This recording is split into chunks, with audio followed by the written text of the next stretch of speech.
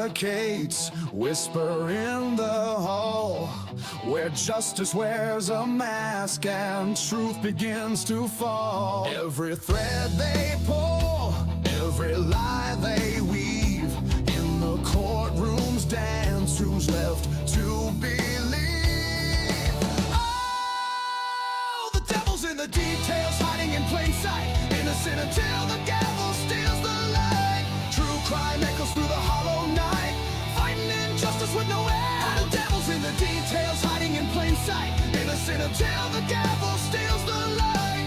True crime echoes through the hollow night, fighting injustice with no end in sight.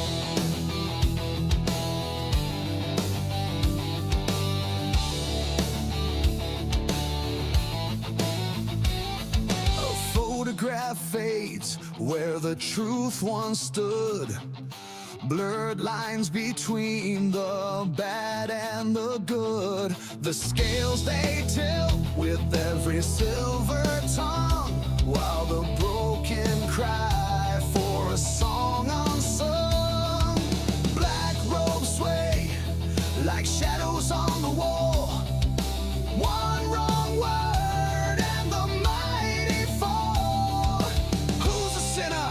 Who's a saint? The jury's out, but the verdict's faint. Oh, the devil's in the details, hiding in plain sight, innocent until the gavel steals the light. True crime echoes through the hollow night, fighting injustice with no end. The devil's in the details, hiding in plain sight, innocent until the gavel steals the light. True crime echoes through the hollow night, fighting injustice with no end in sight.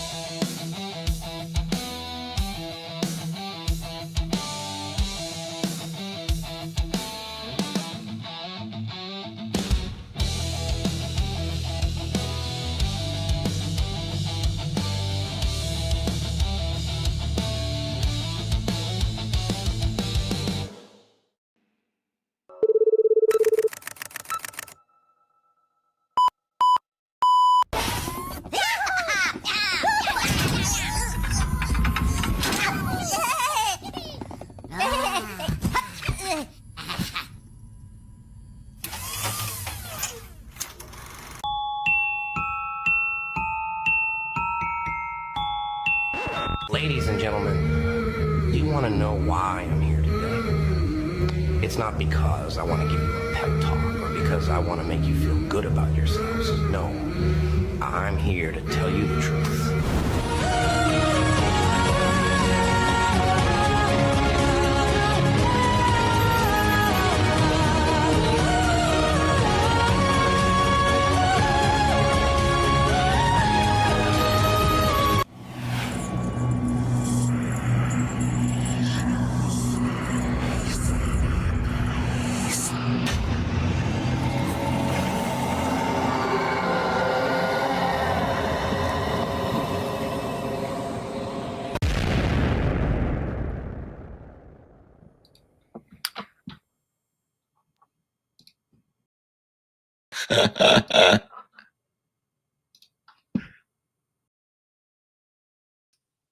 That is hilarious. I have got to stop doing that. Like that. I just monkey around. I'll just fumble fuck myself through a bunch of bananas.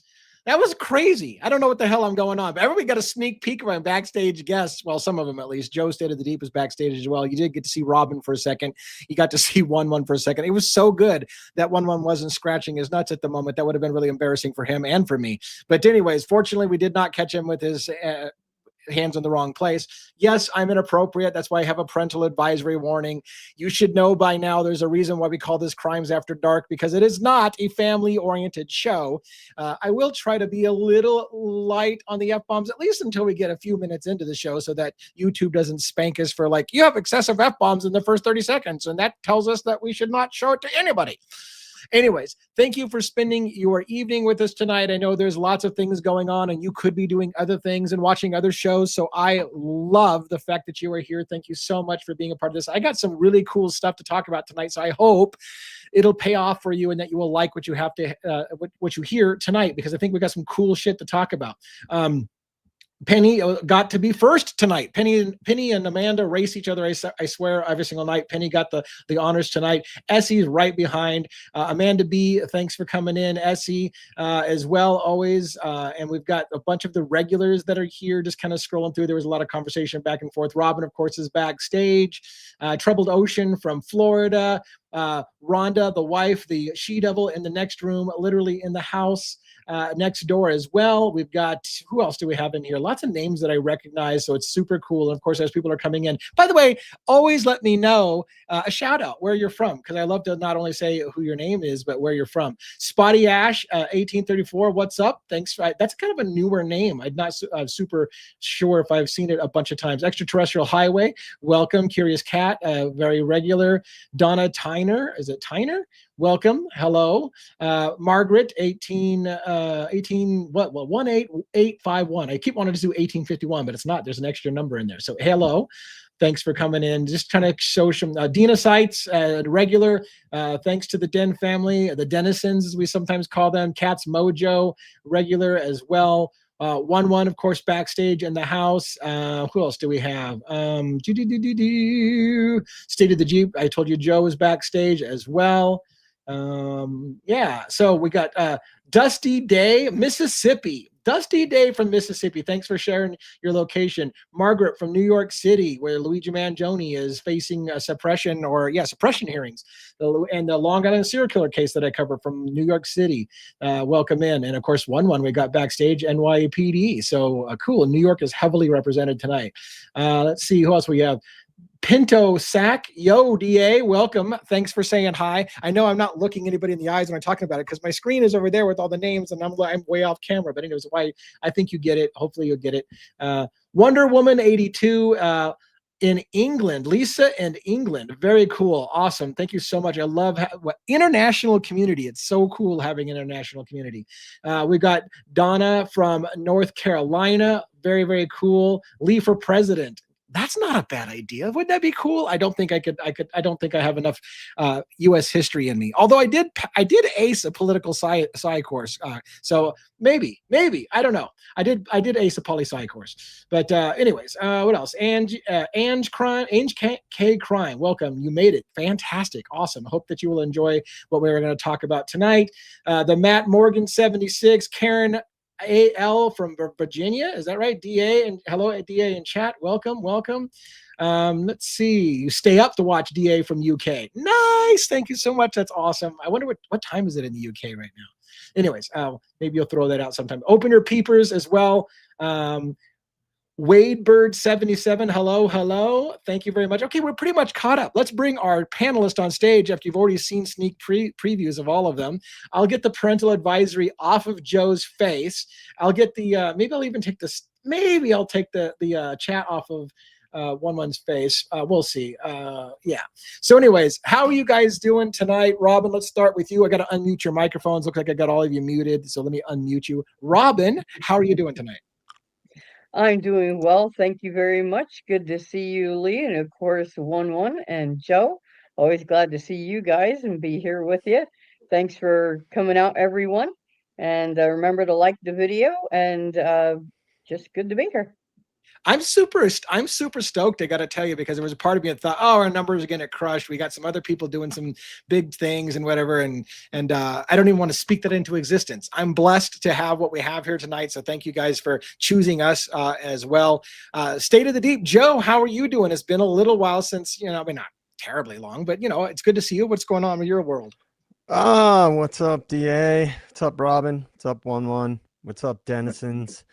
I'm good, man. Just been busy with some stuff. It's getting busier here where I live because of the winter season starting. We're getting some snow, and I've been busy with some, working on some stuff for myself, and I just barely made it here on time tonight, man. It's snowing, and I had bolted out of work, and it's a roll of the dice because I live near the interstate. And there's only one, that's the only way to get between Vail and where I live. So it's like a really tight thing if you get an accident on the highway when it's snowing, how it is, DA. Yeah. So I used to live and work in Seattle. So if whenever, you know what's, by the way, as an aside, in Seattle, you hear it rains all the time in Seattle. When it rains, there are car wrecks everywhere. It's like, how are you living in Seattle where supposedly it rains all the time? And if it gets water on the road, everyone's in a wreck, and you might as well just say, well, it took me 5 hours to get home tonight because there was rain. Like, you should know how to drive in rain.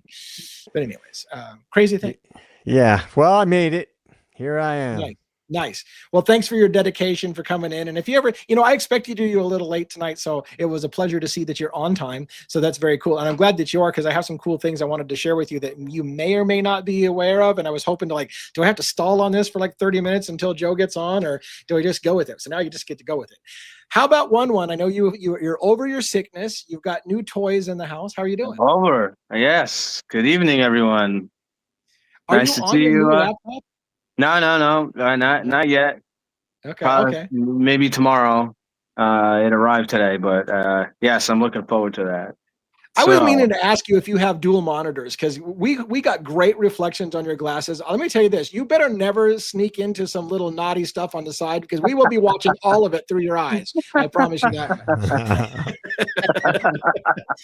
do not try to sneak in a little something on the side, or everyone's going to be watching what you're watching and pausing it and zooming in and going, "Did you see what one was like midgets and hamsters 101? What the hell is that?"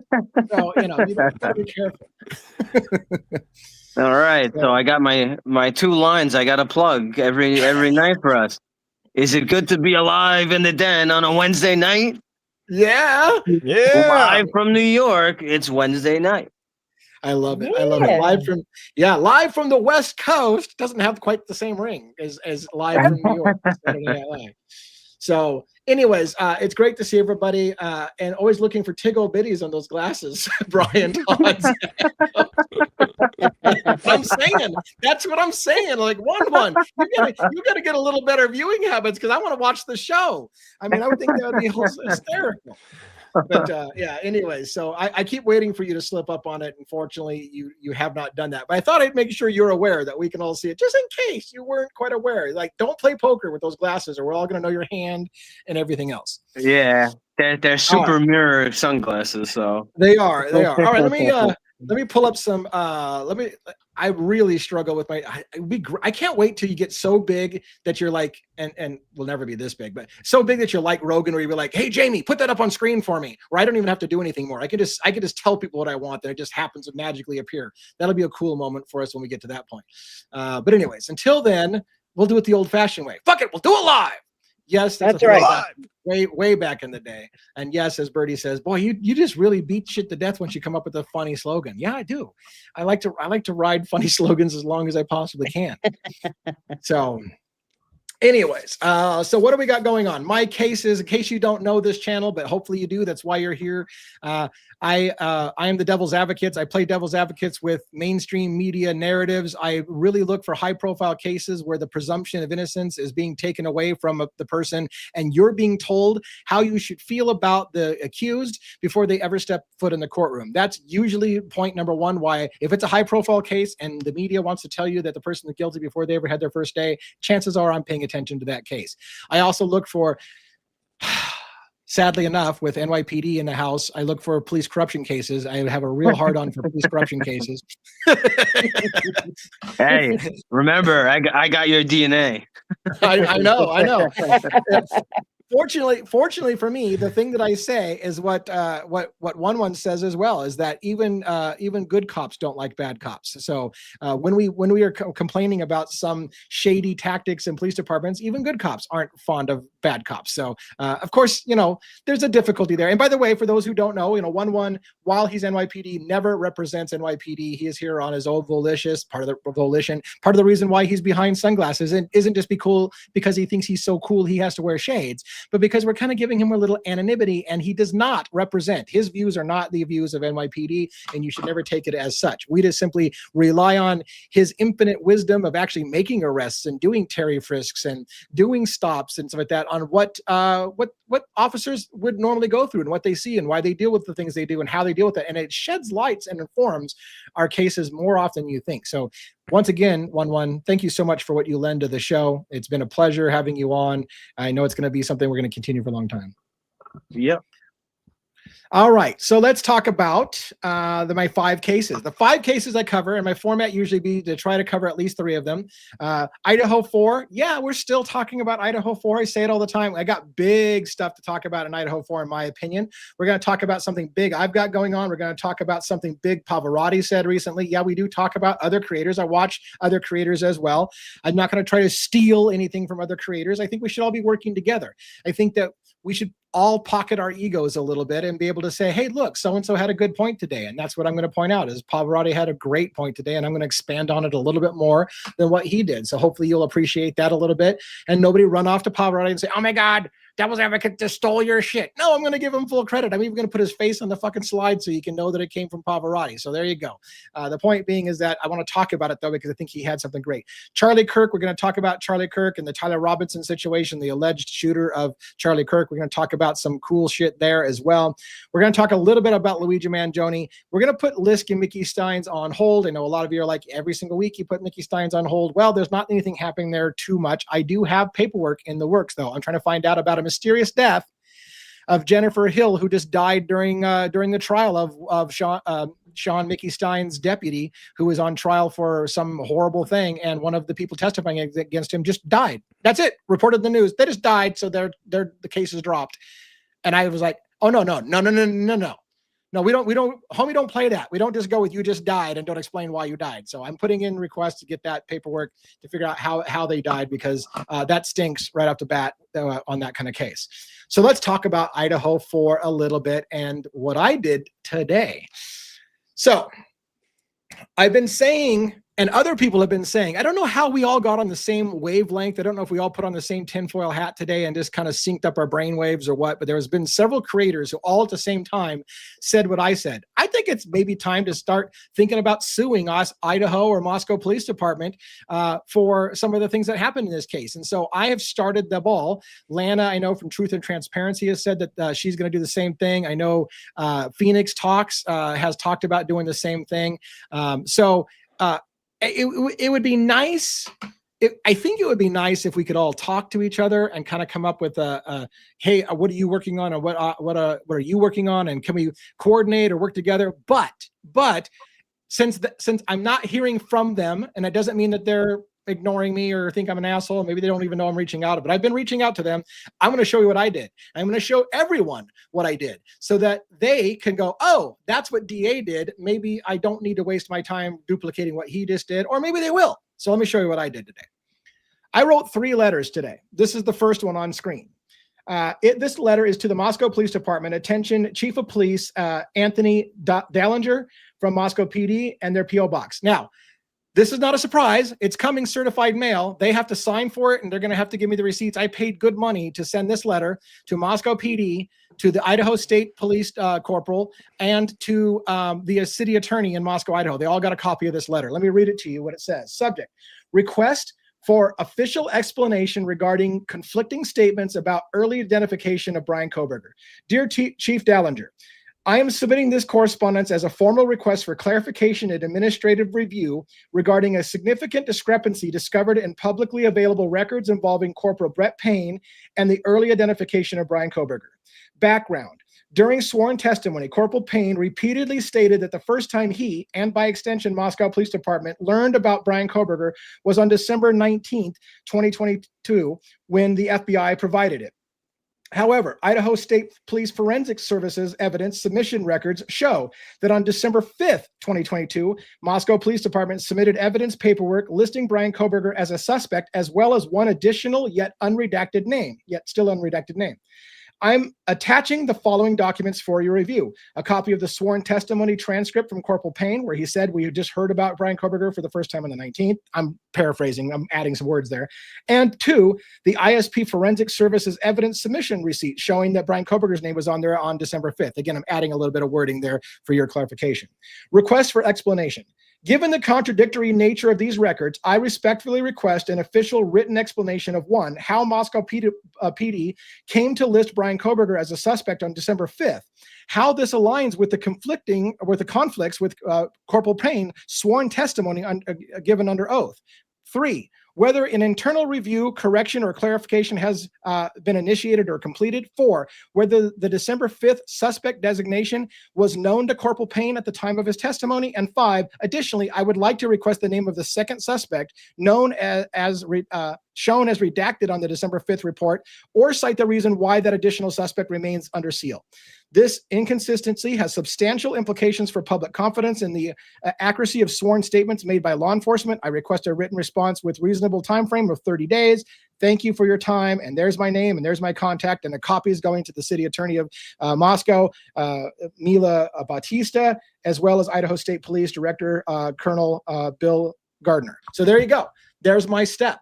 There's my first step, people. And so I encourage you to help out with this effort. That went certified mail. They have to sign for it. They have to prove that they got the letter, so they can't ignore that they didn't get it, because Idaho is known for playing games and saying, well, we didn't get your letter or whatever. So I'm putting a little pressure on. I'm not going to get Christmas cards this year from Moscow. I'm pretty sure I'm not going to get Christmas cards from anybody in Idaho. And I'm going to probably ruffle some feathers, and they're going to be, who's this asshole who's demanding that we give them answers, because we don't have to give him dick. And that's going to be their answer. I almost guarantee you their answer is going to be, we don't have to give you dick. We're not going to explain anything. To which you have to take it to the next level, and you have to submit to the state attorney general that you have asked for these records and they're required by law to provide it, and they're stonewalling you. So that's where I expect it's going to go, but we'll see. We're giving them the benefit of the doubt. And by the way, I don't mean to be an ass when I do this. When you go into a court of law, right, the defense and the prosecution can be seen as enemies, but they're just doing a job. That defense attorney is just simply trying to pressure the state to do it right, and that's all I'm doing as well. So it's nothing personal. I just want them to explain the discrepancy so that we can understand how it is. So they may view me as an asshole. That's on them to think that. All I'm doing is I'm doing what an attorney should do, or what anybody would do, which is basically to say, I respectfully ask for the explanation. Don't take it personally. Just answer the question. So we'll see what happens on that. They're going to think you're stalking them, DA, because they've got your license plate. You pulled right into their parking lot. Yeah. That's somewhat true. That's somewhat true. All right. So I hope that that gets circulated a little bit. I hope that you guys, if anybody in here is friends with Lana or Phoenix who have also stated that they're doing something similar, let them know what DA is up to. Let's see if they're willing to take a look at it. If we're duplicating efforts, maybe they can say, hey, DA, well, I've already done that or whatever. Here's the thing. And I don't think that they're doing this, so don't take this the wrong way. I hope that we all don't have to be told to pocket our egos. We should all be working for the same thing. So I realize everyone wants to be the person who pushed back on Moscow or pushed back on Idaho and broke the case so that you can go, look at me, I did this. And I get that. Everybody wants to be that person. However, at the end of the day, we all just want to know what happened. And so therefore, if we can put our heads together and share what we've got and not waste each other's time and work together, it's better for everyone in the long run, in my opinion. So I hope that we will consider doing that and not be like all proprietary with our attack methods, or whatever you want to call it, our pressure, if you will, so that we can try to get to the answers in unison rather than I got to it first, neener, and you can go suck a wiener, something like that. So I've got a way with words sometimes. Before we get on to the Pavarotti thing, do you guys want to comment on my, did I just sign my death wish? What do you guys think about the letter that I wrote today? No, you got ways to go before that happens. I think it's a great letter, and it's a great way to get their attention. That's for sure. Yeah. And if more people follow suit, I'm really I'm curious to see the response that they give. I mean, because along with all the ridiculous redactions and stuff, which I don't remember the name of the judge, but the recent lawsuit that all the families, not the most recent lawsuit, but the lawsuit that the Chapins and some of them filed to try to hide all the information, saying that it's a detriment and we shouldn't be allowed to see it. That pretty much opened the door, and that magistrate, like I said, I don't have the name off the top of my head right now, basically kind of that kind of backfired in their face, because that forced the judge to make a decision on a whole bunch of other stuff, like we are allowed to see Dylan's room. We are allowed to see a whole bunch, basically most of the body camera footage that they revealed, other than what, the bodies, directly the bodies, and I think he said the immediate blood, that's connected to them. But anything else, we're allowed to see. So a lot of all these like body camera videos with redactions and sounds cut out and all that, they really have to go back and they have to re-release all this. The same thing with the documents. So you got all this stuff, and then on top of that, along with you and some of these other creators, I mean, to come back and to give a response to you guys and say that you have to pay $20,000 or $100,000. It's I mean, how is that? Right. How is that even? I understand, these are like city employees or state employees or whatever, that there might be some kind of fee. You can't expect everything to just be free, but I think they're a little over the top by what they're asking for. And my research tells me they're not allowed to ask for the time for their employees to do that. They're allowed to request photocopy fees, something like that, right? The cost of photocopying and Xeroxing, but not you can't pay the salary of their employees to do work when they're already paid by the city. They're already paid by tax dollars in the first place. They can't double dip you, and furthermore, they can't charge you $20,000 and then call the next guy to $20,000 for the same thing they just gave to somebody else, and the next guy $20,000. Like, what they're doing technically should be illegal, and there are laws against it. The problem is that the process is that you have to ask for it first. You got to get it in writing that they're asking you for something they shouldn't. Then you got to remind them of the law that says they can't charge you with that. And when they stonewall you again, that's where it gets tricky. Then you got to go to someone like the state attorney general office, and you have to file a complaint against them. And it may not go anywhere because, again, if there was corruption all the way up to the top of the state attorney general, they're not going to do anything with it. But here's what it does do. Even if you file that complaint, from what I understand, what it does is it makes a record. It'll forever be on the public record that somebody filed a criminal complaint against the department, and this was on record. Any news agency from here on out can go and say, you know what? This guy, whoever this asshole devil's advocate is, filed a criminal complaint asking for this information, and you never gave it to him. So if you put it out there in the ether, it might not even come from us. Somebody else might pick it up if it becomes part of the official public record that somebody has complained about. Why do we not have that answer? So we'll see.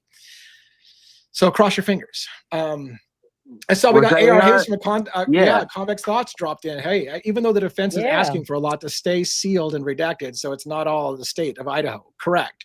That is correct. But that's where we're going with it as well, is that in the sake of public interest, regardless of both sides wants it sealed, there's a public interest, especially in this case, to they have to cite the reasons why it's being redacted. Now, I understand. Ultimately, Hitler has to decide when it gets unsealed. That's part of the problem. But anyways, the point being, it's a process. It's a process, people. And so I'm learning as I go what we can and we can't do. And so cross your fingers that we can get some traction on it. So that's all I got to say about that. Now, I want to share a Pavarotti thing. Pavarotti, there's people who think that that there's a beef between all the YouTubers and stuff like that. And yeah, I think Pavarotti sometimes is a little harsh with the way he talks about other YouTubers.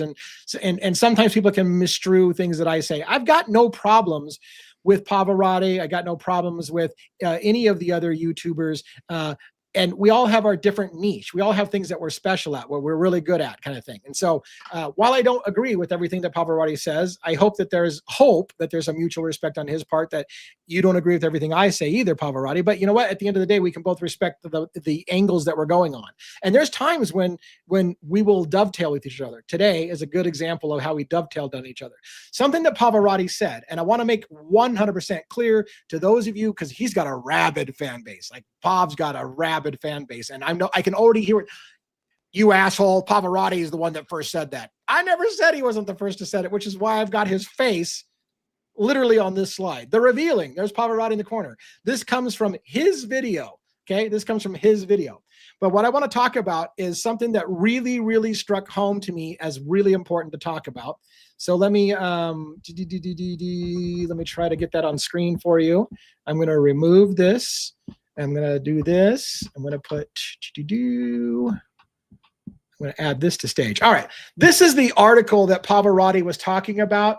This is from the Idaho official government website of Brad Little, the governor of Idaho. And this was really, really exciting to me because the drug angle, let's talk about the drug angle.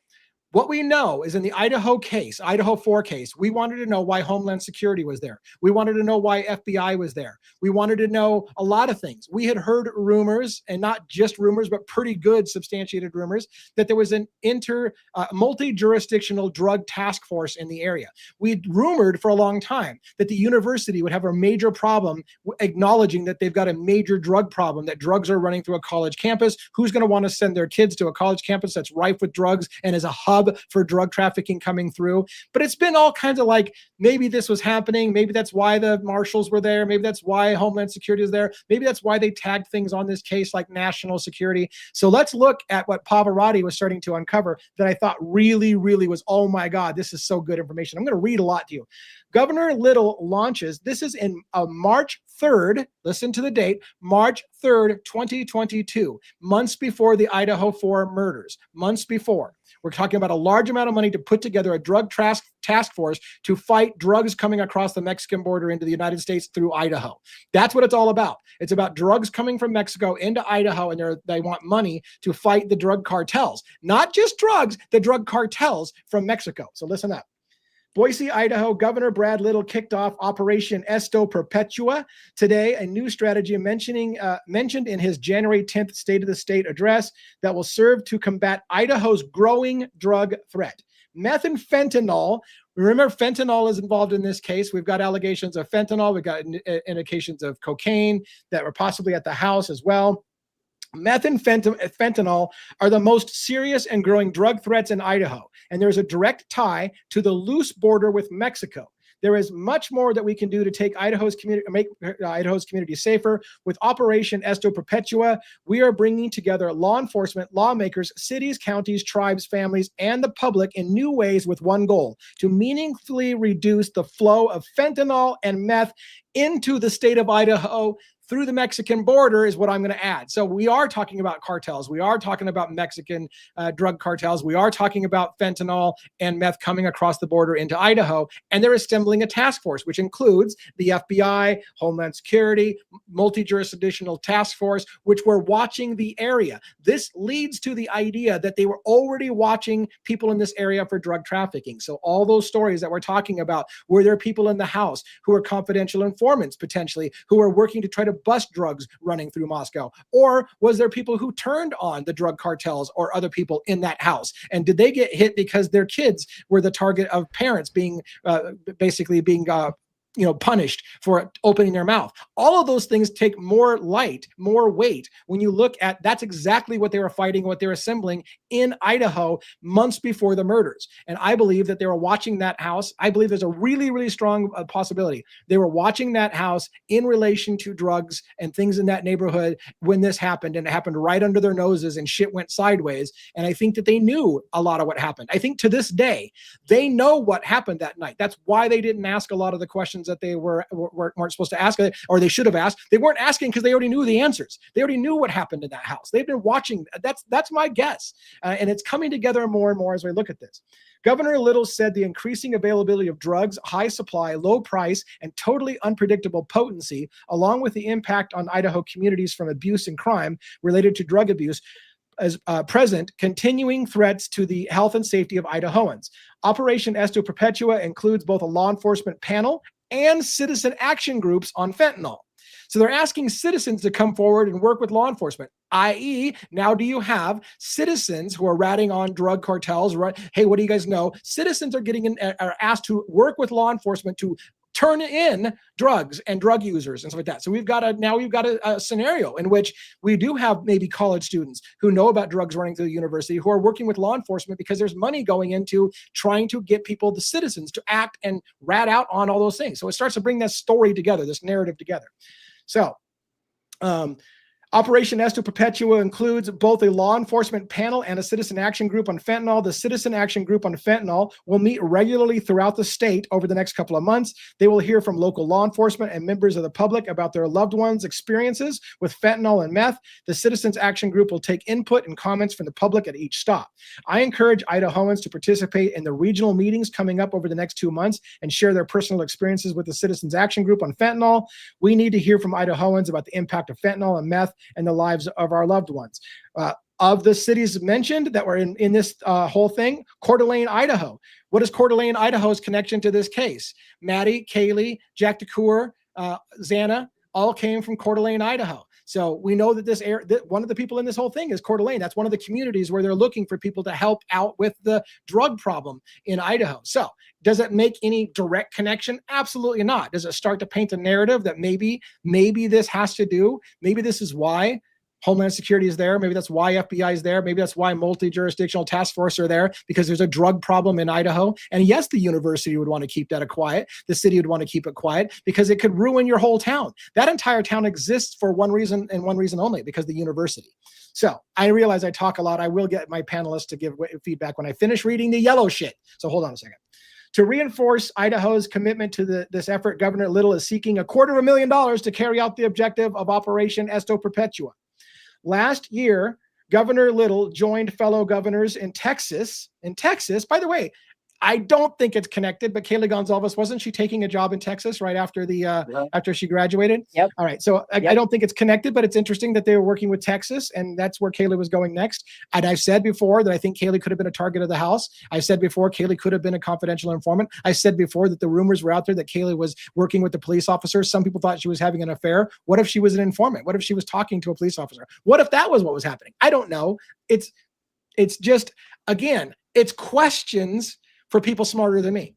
All right, let's continue on. Idaho's growing drug threat is a direct consequence of the loose border with Mexico. Law enforcement reporting shows that a supply of illicit fentanyl from Mexico in the region has become much more prevalent. The majority of officers surveyed reported that investigations involving fentanyl were directly tied to sources in Mexico. So the fentanyl that they're seeing, which was on campus at Idaho, is coming from Mexico, and that's what they were seeing more and more. Law enforcement reporting shows that drugs are primarily transported into Oregon and Idaho through from Mexico through California. Approximately 96% of drug trafficking organizations identified Mexico as the source country for drugs trafficked into the region. Governor Little sent a team of Idaho state troopers to the U.S.-Mexican border last year to assist the state of Arizona with their drug interdiction efforts, and they returned with better knowledge of the intel to fight the drug battle here in Idaho. So all I think there is a lot of teeth now, to the idea that was there some kind of operation going on? Were they watching drugs in Moscow, Idaho? Is that why we believe the federal marshals were there? Homeland Security. People asked, why the hell is Homeland Security involved in a murder in Idaho? Well, because drugs may be coming across the border from Mexico into Idaho, into that town. So were they watching it? Were the feds watching it? Did the feds already know who Brent Kopacka and Brian Koberger were prior to this, because there's some connection between them? Or were they working with them? Someone like a Brian Koberger who wanted to work with the feds. Was he working with the feds who had a big amount of money to come watch the area? Did he have some kind of inside thing going on with them? So lots and lots of questions. Now I'll turn it over and shut my mouth for my panel to weigh in on it. What do you guys think? Anyone? I Class? think there could definitely be a correlation, because we know Kaylee was into true crime. Did she, if she saw such an announcement, would that have been something that would have piqued her curiosity and something that she would have gotten involved in? She was a gutsy young lady. She had very conservative views. And so I don't know. I would not doubt that she may have possibly decided to work with him, or at least shown up at a meeting. I don't know. That's very, very interesting. Yeah. What do you think? I think Well, it's interesting because I know from a lot of the interviews with some of the sorority girls and other people or whatever, they they said that she was pretty much into true crime and whatnot.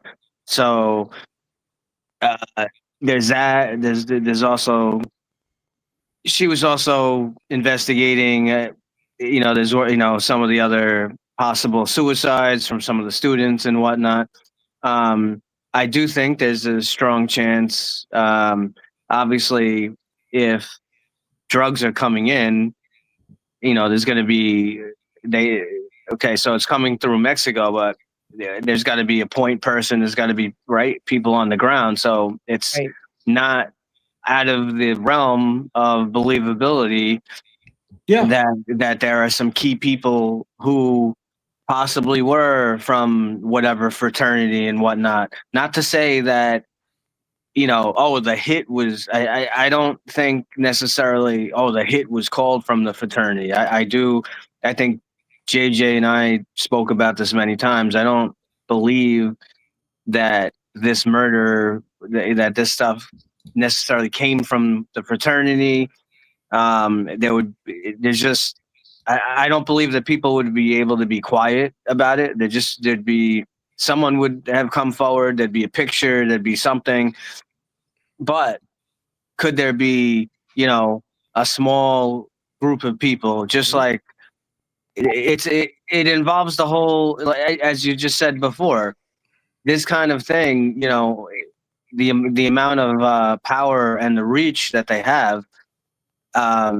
If people don't think that, this is a small town, could there be possibly some kind of, university play? I mean, where is the place to, distribute these kind of drugs and whatnot? It would be right, the campus and whatnot. You could have a small like some people from the university police. You could have some people were bought.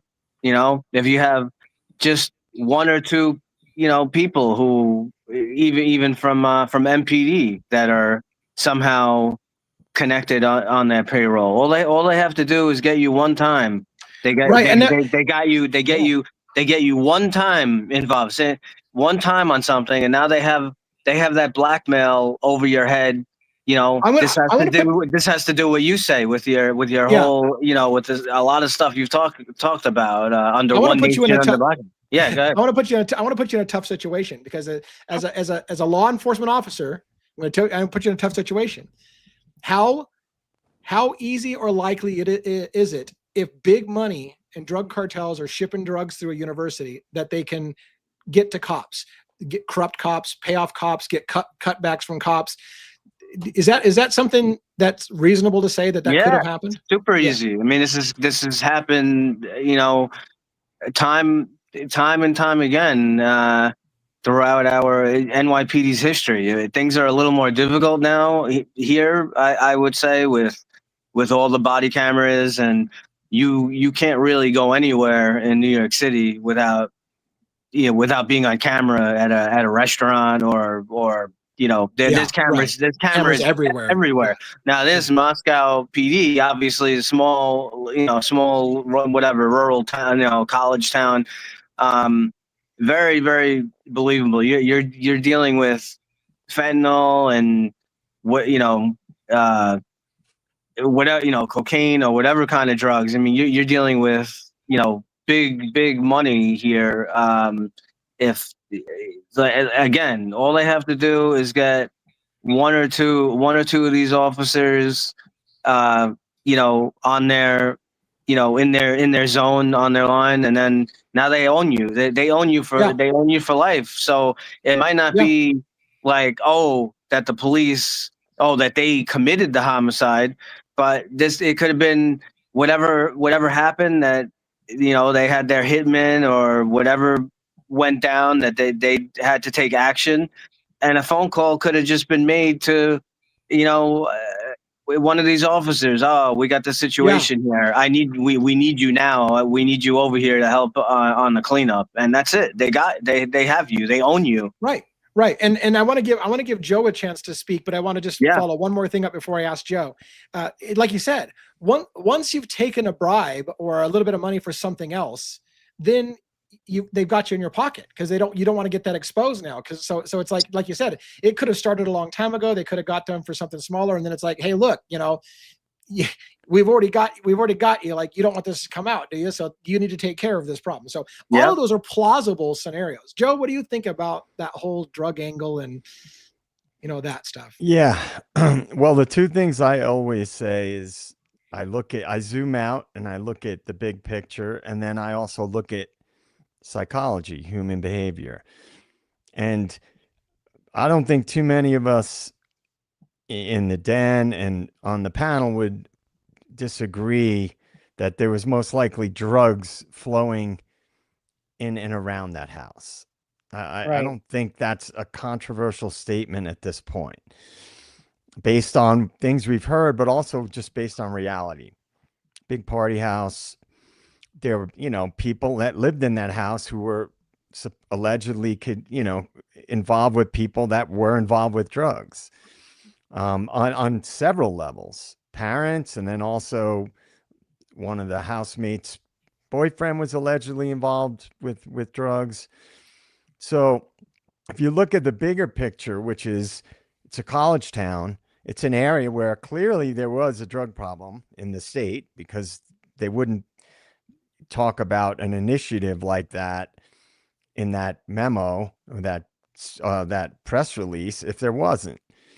So if you take that and you just work downwards and look at the things that could have been impacted by the drugs, fraternities, I hung out at fraternities a lot when I was in college because I had friends that were in fraternities, and there's always a lot of drugs, around fraternities. So if somebody in that house was connected to dealing, maybe somebody else in the house, like hypothetically Kaylee, didn't like that.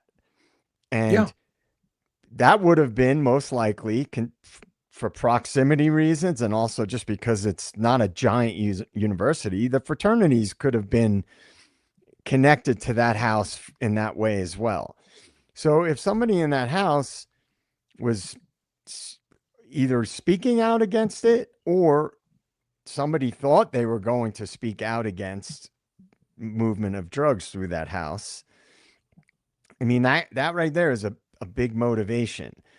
And as far as the corruption angle, people, there's good people and bad people. There's good cops and bad cops. They're human beings. They're no different than any other group of human beings. So if you have, all it takes is a few police officers, and they think, we're just this little town. If I take a little bit of something on the side, I looked either to look the other way or facilitate in some way, shape, or form, then it's not implausible to imagine a scenario where that house was a target for more than one thing. It was a target because of activity, but also it could have been a target because someone in that house was a threat to what was going on in that area. That's kind of the way I see it. And is it not implausible? Is it not completely plausible that if the campus just had, let's say for a moment, and I think there's reasons to think it might not have been, but if let's say for a moment it was kind of a cartel hit or a drug hit on the house, is it plausible that they would want to not have that be known, that literally that drugs are so bad in this town that someone's going to come in and wipe out college kids in their house and slaughter a whole house right in downtown Moscow and just get away with it?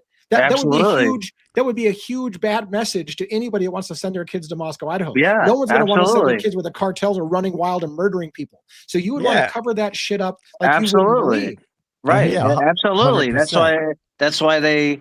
That's why they threw it out there so quick that this was a targeted event, and they got their guy Koberger, right? And there's nothing else to see here. You don't have to worry. Everything's good. Everything can go back to normal. Yeah. So, once again, at the end of the day, we don't know what happened, but it seems like what we mostly agree on in the Devil's Advocates channel is it didn't happen the way they said it did. That's something that most of us are almost certain of. It wasn't one guy who killed 4 people on 2 floors in 8 minutes by himself with no training and did that. We all kind of agree on that. The story stinks to high heaven. And so then you have to ask yourself, oh, if they're lying about it, if that's not how it happened, then what?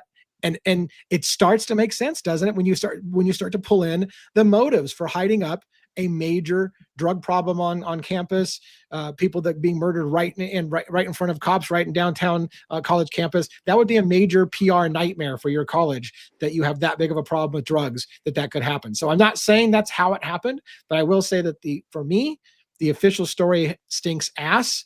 I don't think it happened that way. I think there's stuff going on that we don't know about. And at the end of the day, the question is like, if they did lie about it, does any amount of pressure ever going to be able to shake it loose? Is it all covered under national security because it's at that level? Is it hit at that level that it's literally a national security issue about drugs coming in across the Mexican border, and therefore they are allowed legally to lie all day long, every day, twice on Sunday, no matter how many questions you ask, and to say, sorry, national security, we're never going to tell you what happened there.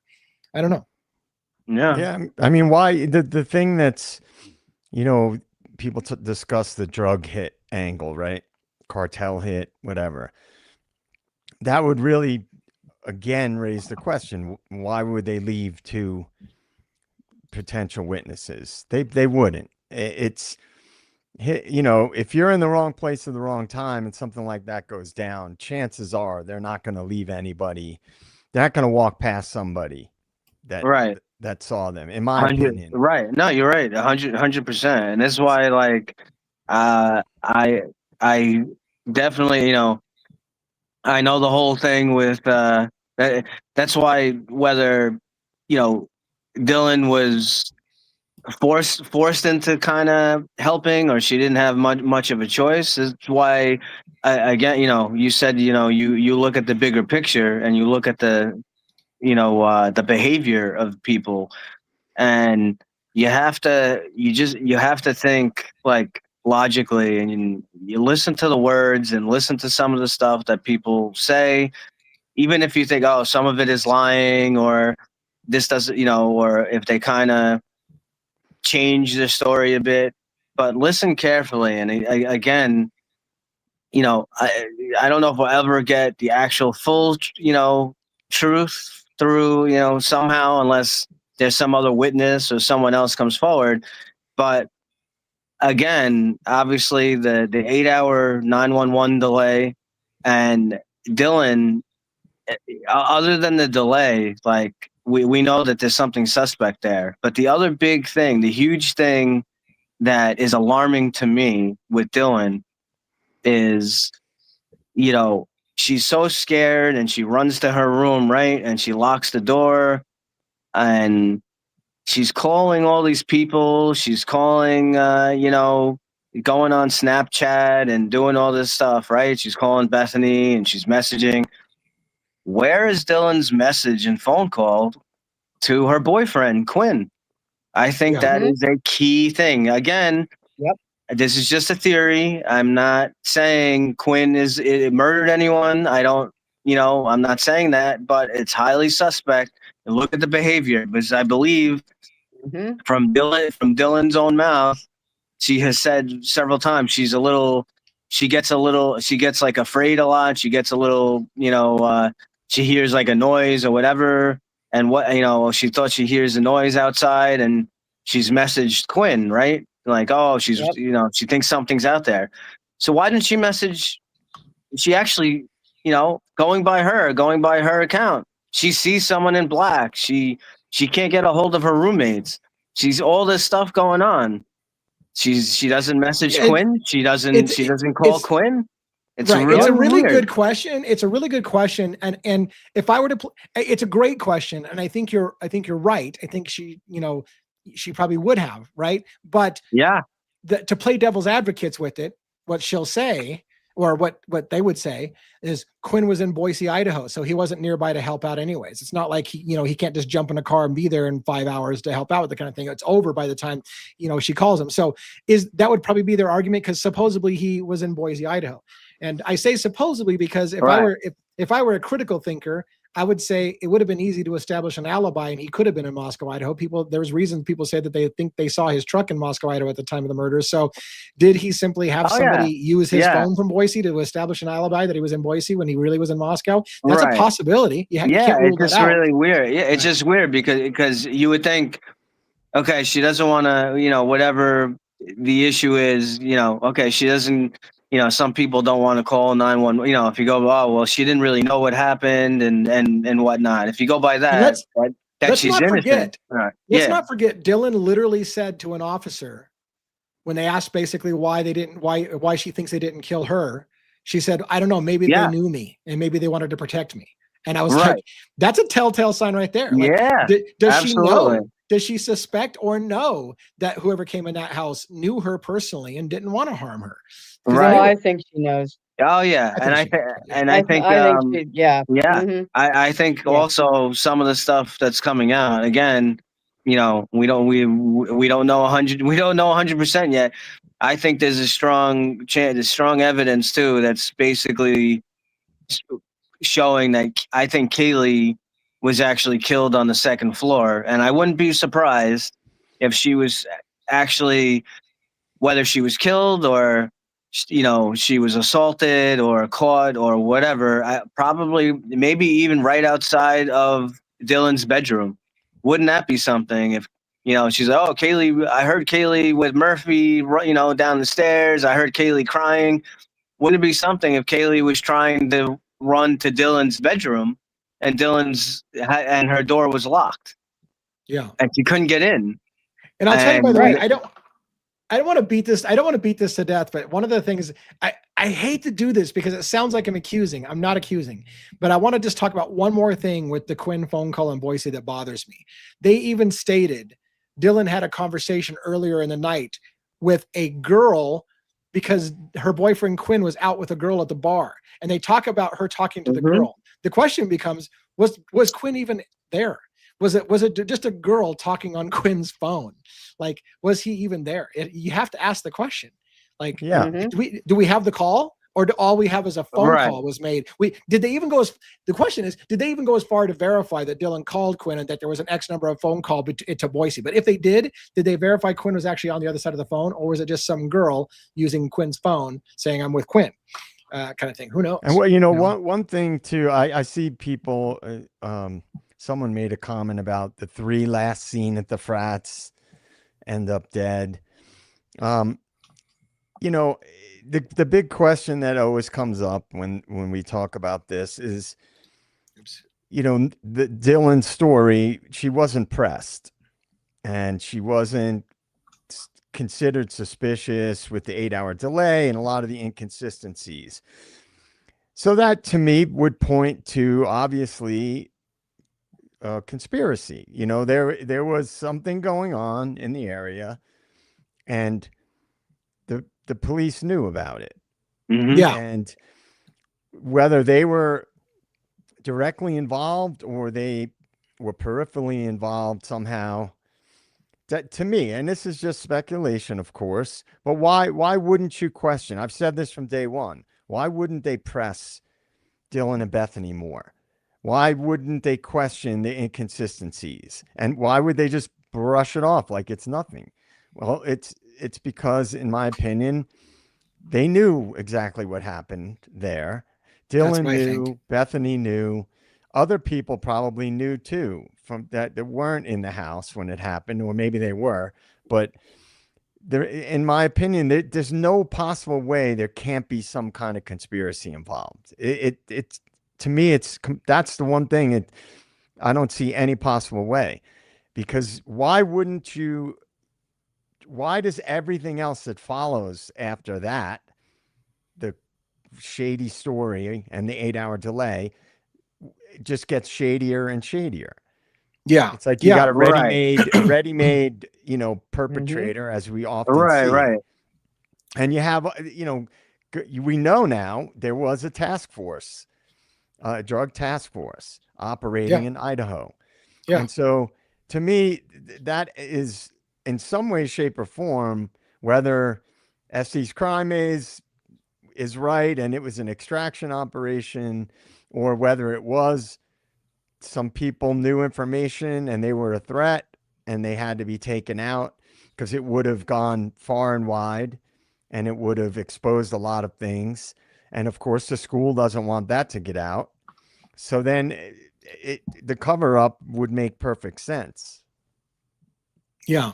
Yeah. And you know, and the question, I don't even know how to word this question. And by the way, I want to kind of move into another topic because I don't want to, I'm starting to develop a routine on this show, which is the first hour we talk about one main case, and then we move on for about 20 minutes on another case and then 20 minutes on another, and then we'll wrap up. So in my head, I'm hitting the 1 hour mark. I think we should try to move into one of our other cases here in a minute. But, one of the questions I keep asking myself, and I don't even know if I like asking the question, was, let's say for a minute it was a drug cartel thing and the FBI was watching and Homeland Security was watching and everybody kind of knew it was going to go down and whatever. At some level, are we assholes for pressing for the truth? Should they be saying legit, shut the fuck up, guys? Like, this is a way bigger thing than you think it is. This is way bigger fish to fry. Like, this has to do with drugs coming across the border, you know, billions of dollars in drug money. And you guys are running your mouth, ruining a case that we've been trying to build against the drug cartels. Like, is there any part of it that you feel guilty for trying to press for the truth because there's a bigger thing at fry? And yeah, they are lying, but we should all be thankful because they're protecting the country. Or something like that, you know? Yeah, I mean, but what is it really? I mean, Yeah. When you lie to the public, you blatantly, and we're seeing that the more and more things that come out, the more and more analysis is given. What do you expect? You know, this is supposed to be a free country. We're supposed to have freedom of speech. And if the government is doing things that are shady, and they have a long and storied history of doing shady things, Right, then fuck off. You know, if people are questioning things, then that's their fault. It's their fault. Yeah. You know, and someone mentioned they don't think in the chat, I don't think Dylan and Bethany might not be involved. I'm not saying that they're the perpetrators or that they are necessarily nefarious. They could have been given a script to run. Yeah. You know, right. I've said that for a long time. I've been very clear about it. I've never one time said I thought Dylan and Bethany were directly involved. Not one single time. Right. Ever. And they might be told what to say. Yeah, exactly. Right. They might be told what to say. I've never ever, not one single time have I ever alluded to the fact that I thought they were directly involved. Right. So you just gotta think about, again, so common sense kind of stuff. Even if you want to believe that that they were at the house and they were so scared and they locked themselves in the room, right, until they finally got Hunter Johnson and Emily and whoever came over. It doesn't, even going by that they knew nothing that was going on and they're purely innocent and they're just victims of the experience, and you know, why are we attacking them and whatnot. The reason it's not that we want to attack them, it's what they're saying doesn't make sense. Okay. I have extensive experience of responding to crime scenes. There is no way. So you got two huge factors. There is no way that I will believe that Bethany and Dylan stayed in this house. Forget about even being, you know, we know that they weren't asleep. There's no way that they were in that house after these crimes happened for hours and hours. The smell of the bodies would have been off the charts. And then on top of that, we know that one of the doors, I don't know about all the windows, but we know that one of the doors was left open. It was it was freezing outside. Yeah, they would have been freezing, and the smell would have been off the charts. There's no way that they stayed in that house all night. Impossible. It's not possible. Yeah, and and like I said, we need to move on from this case, I think, in a minute here. But and again, you can't take Howard Bloom is an authority, but Howard Bloom reported, and he was supposedly had talked to people, that when the first responders, the first officers arrived on scene, the second they walked into the first floor, the very bottom floor door, they knew something was off. They could immediately tell something horrible had happened, probably because of the smells and all the other things you can tell. There was they immediately knew they were walking into a horrible scene. So, so you have to ask yourself, like, how did they not? I mean, but anyways, and so the story stinks. The house would have stunk. The whole story stinks.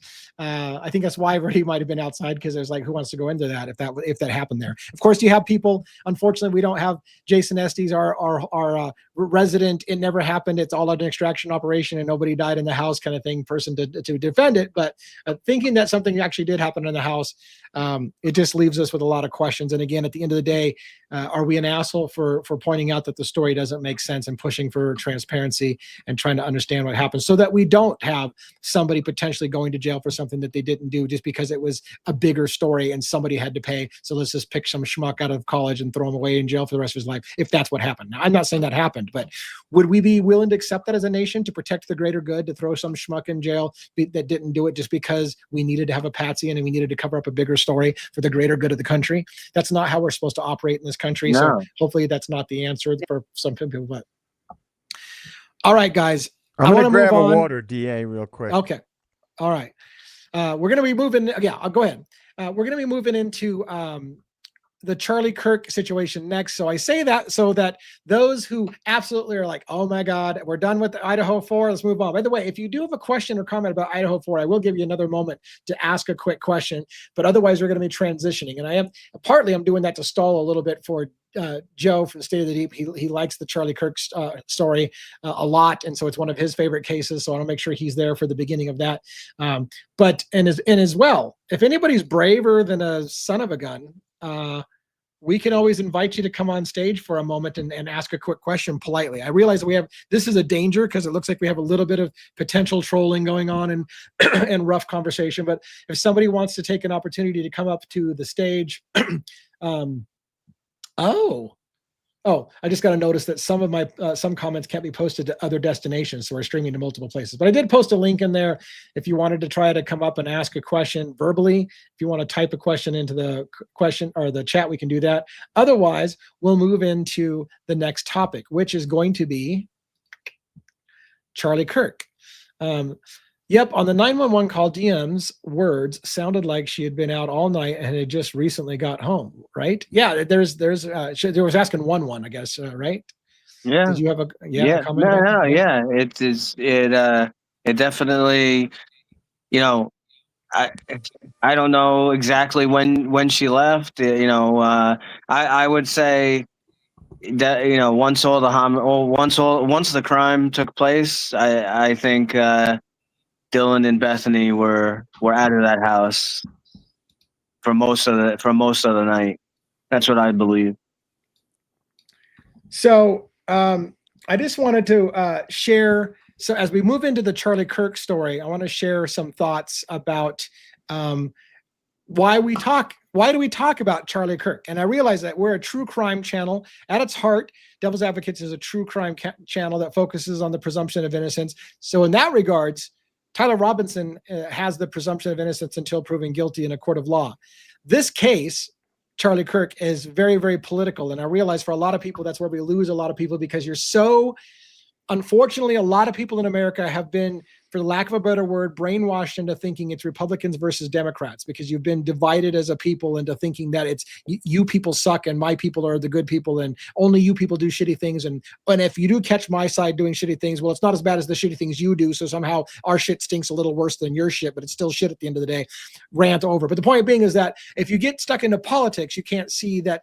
You can't talk about Charlie Kirk's case without getting into politics, but it's not about the politics. It's about bigger things. I want to show a reason on screen why this is such a big story. Charlie Kirk on Wikipedia is the #1 most read page last year. Look at this. Charlie Kirk's got over 45 million views, leads #1 as the #1 thing that people go to Wikipedia for now is Charlie Kirk. Next would be deaths in 2025, followed by Ed Gein, probably because of the Monster series that came out. Then Donald Trump at 25.1 million. So that's to give you an idea of how big Charlie Kirk is. #1 search on Wikipedia. So that's just a little teaser on that.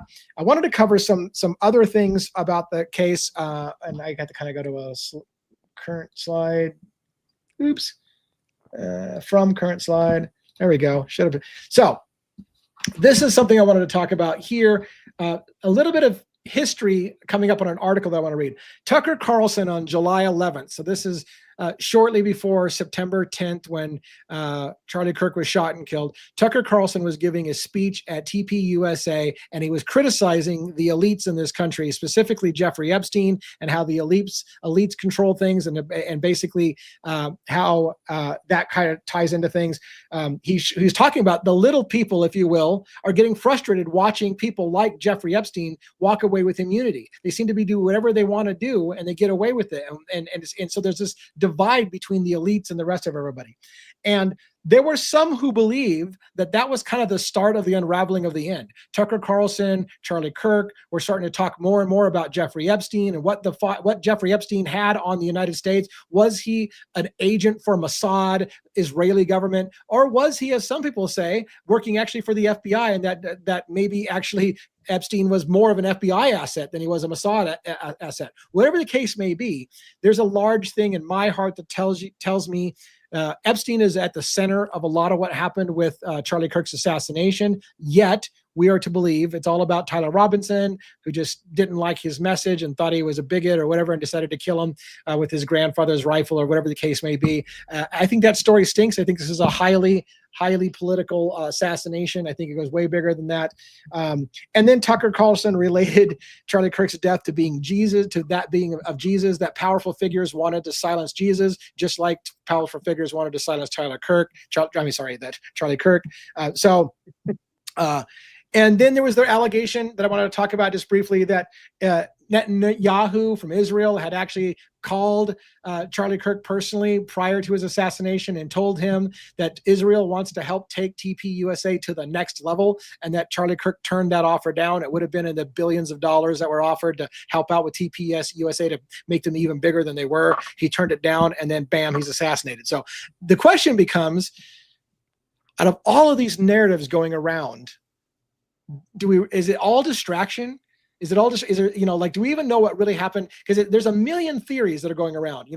It's the Egyptians flew in, and then France is involved, and then it's like, well, it's the Epstein files that were, and Trump had him assassinated, and so it's like there's a million different people saying who all wanted. Now there's allegations, by the way, that I'm going to show in an article that Charlie Kirk was looking into the financial dealings of TPUSA and wanted a forensic audit of their bookkeeping records. That's something that Candace Owens was coming out with, saying Charlie Kirk was just initiating a forensic audit of TPUSA's books to find out who they're getting money from and where the money's going and what shell companies they're using, because he suspected there was some shady shit going on in TPUSA. Did that get him killed simply for looking into the money trail? So everybody seems to want a Charlie Kirk dead for different reasons. As Joe might say, usually when someone gets assassinated, it serves more than one purpose. So there's multiple people that were benefited by Charlie being, taken out. So what are your thoughts on that before we jump into an article or two? Do you guys want to comment on the whole case in general? Well, we spoke earlier, Lee. So it's super interesting. The issue, obviously we were talking about Charlie Kirk and and Tyler Robinson. We can't talk about it without bringing up Candace Owens, right? So Candace Owens, there's a strong, obviously she has connections to some very high people in power or people in the intelligence community. If she herself may be connected to some kind of FBI or CIA thing. We don't know that, and what you bring up many times, and JJ has said it as well. The problem, it seems that a lot of these theories and a lot of the stuff that's that's coming out, Candace Owens seems to be like the main person, getting all this info. And is this, it shows she's basically, with the following that she has. I mean, I think she has like something like 5 million subscribers on YouTube. It's, she's basically controlling the narrative. So, but what's interesting today, she did a just a real quick. She did a stream today, and apparently, she's made some very strong accusations against. She's specifically named certain people of Turning Point USA, and they this what's this guy, Blake Neff, was he's not the usual spokesperson, but apparently he issued a statement, and she played a bunch of the statement, and then she made comments, in response to some of the stuff he said. So he basically addressed a lot of her comments that she brought up about Egypt and connection to France and all kinds of different things. And they basically, what it seems like is that at some point they didn't give a specific date or whatnot, but apparently she is going to do some kind of live show with Turning Point, and I guess she's going to ask a bunch of questions. Yeah. It's going to be highly interesting to see like what comes up, because she has some very, very strong accusations about Turning Point. So And before I show some of the articles that I want to show, I know Joe has a lot of things to say about Candace as well. Do you want to talk a little bit in general about this before I show some articles and get into some meat, Joe? Yeah, well, one of the big things that Candace has come out with, a piece of information that's pretty significant, is that the plane was stopping, the Egyptian planes that she was tracking. They were stopping in Delaware. right, And there was a company that had leased a hangar there, a company, I think it was called Satis. And one of the top shareholders in that company is an Israeli firm, right? That's an important factor, just sort of background information on that. You know what they always say, people get attacked when they're over the target. And she is high profile. She was already high profile, but one of the two main reasons I think she's the main sort of high profile person regarding this case is, number one, she was close friends with Charlie, and she worked for Turning Point. She Right. was one of their main speakers. She did those tours. She knows the routine, the normal routines, what's unusual, what's typical. And the second reason is that she is in a position of power to be attacked. So or rather a position of high visibility. So she's being attacked, which draws more attention to her. Right. So Yeah. you have to wonder, is she over the target? And that's why she's being marginalized and attacked, and she's crazy, and this and that and the other thing. So, I follow her content, and I have for actually quite a while. Right. And you can criticize anybody. If Estes Crimes was here, he'd say, she's CIA, she's this. Right. She might be. She might be. But the reality is, you should still listen to what the CIA is saying too. Right. Just don't get too distracted by it. Right. And look at what is plausible and what's implausible. Tyler Robinson being this radicalized lone wolf shooter is the most preposterous narrative that could have been come up. I mean, it's preposterous. He was shot with a 30-06. Nobody buys that, except normies who don't know anything about firearms. Right. So all the mainstream narrative stuff is ridiculous. And I really feel for people that believe any of it, because this is a tried and true method that's been done by the CIA for many decades, as most people know that have done any research on it. But, the fact of the matter is, and I'll leave it at this. What do you think is more likely? It's that simple. Some rando kid was radicalized and he just happened to show up at an event. Nobody saw him, no security saw him on the roof. No security saw him climb up there. No drone saw him on the rooftop. They don't show any footage of him actually taking the shot. Is that narrative more likely than Charlie was involved with a powerful organization? He was speaking out against powerful people, and he was threatening to audit Turning Point, right?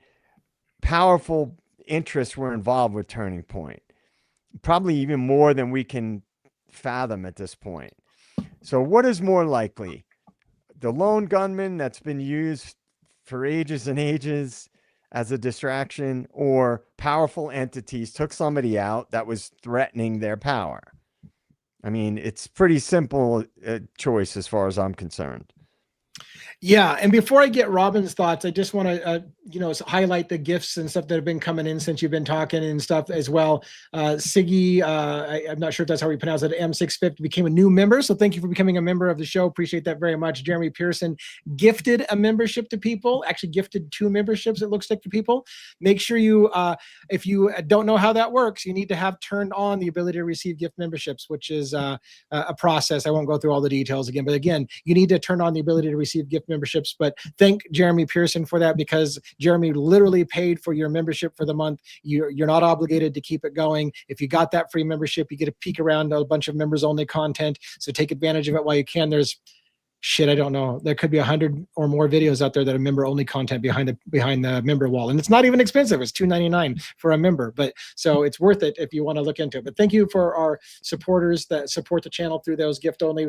And by the way, a lot of the reasons why that happens, real quick, before I get Robin's comments again on the case, and we talk about some specific articles, a lot of the reasons why the member only content there is because it hurts the channel if we talk about topics and only 100 people or 200 people look at it versus something that gets thousands of views. It hurts the channel. It tells YouTube that people aren't interested in your show anymore, so they stop showing all of your stuff. So when you have content that is lower hanging fruit that people don't like so much, you put it behind that member only area to say, hey, look, if you like our style and you like the story that hasn't taken off yet, maybe we'll put it in a little bit more of an area where you kind of have to pay to see it, because otherwise it's going to hurt the channel overall.